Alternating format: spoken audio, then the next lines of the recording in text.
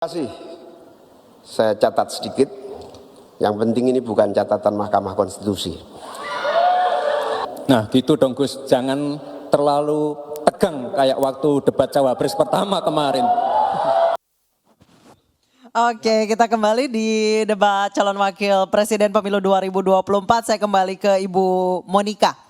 Bu Monika, tadi memang di sepanjang debat terlihat jelas bahwa Cawapres nomor urut 2 itu selalu pointing finger atau mengarahkan senjatanya ke arah Cawapres nomor urut 1. Apakah ini balas dendam dari yang debat sebelumnya? Di debat sebelumnya 1 dan 3 menyerang 2. Ya. Sekarang yang kita lihat dari 2 ini menyerang ke 1 dan 3. Jadi artinya ini ada suatu Pembalasan dendam balik begitu ya. Nah, tapi 01 ini tetap konsisten menyuarakan mengenai etika.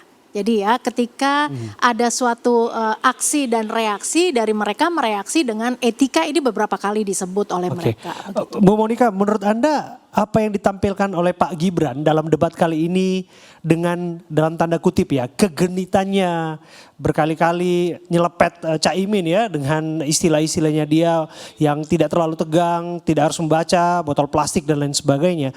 Apakah ini memang gaya bicaranya Mas Gibran yang otentik?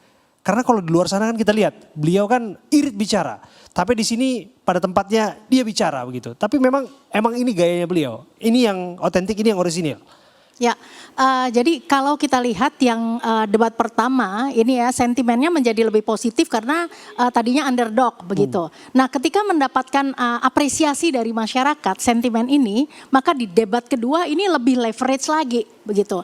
Jadi kalau kita katakan apakah ini otentik atau tidak, nah pengaruh dari visual anchor itu nampak nyata sekali ya. Kalau kita lihat misalnya anak kecil ketika dia menggunakan cosplay role modelnya, dia akan menjadi kuat seperti itu. Nah begitu juga apa yang digunakan oleh Mas Gibran. Jadi kalau kita mengatakan apakah ini genuine apakah tidak, sekarang kok lebih menjadi-jadi begitu ya. Oke, saya ke Pak Agus. Pak Agus, jadi ini perang narasi, perang literasi, perang ide atau perang gimmick? Kalau yang jelas perang ide sih enggak. Ya kan, kita tidak lihat. Tapi ini perang meraih votersnya itu melalui komunikasi yang tadi disampaikan Paslon 2 itu ya ini sebetulnya debat politik itu menjadi debat agak lucu gitu ya. Dan itu menjadi tidak serius. Nah, tapi kita lihat bahwa karena rencananya kan sampai tidak bisa langsung saja ada tahap keduanya. Nah ini saling menjaga juga nih antara 1 dan 3. Kan nanti siapa yang itu akan berkoalisi untuk melawan 2 gitu kan. Oke, Pak Agus, satu hal. Tadi yang sejak awal dibahas adalah soal kepemilikan lahan.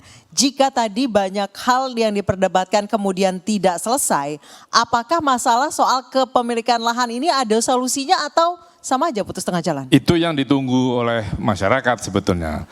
Karena kita tahu semua bahwa soal lahan itu soal kritis yang sejak Orde Baru memang penguasa yang menguasai.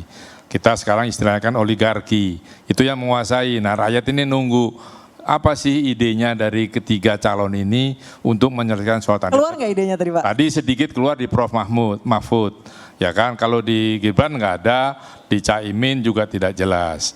Nah jadi hal-hal itu yang menurut saya sayang aja waktunya gitu ya. Dia kan harus jual. Mungkin kalau terlalu tegas takut nanti kalau kepilih dikejar. Bisa saja kan. Ini kan cari aman semua ini.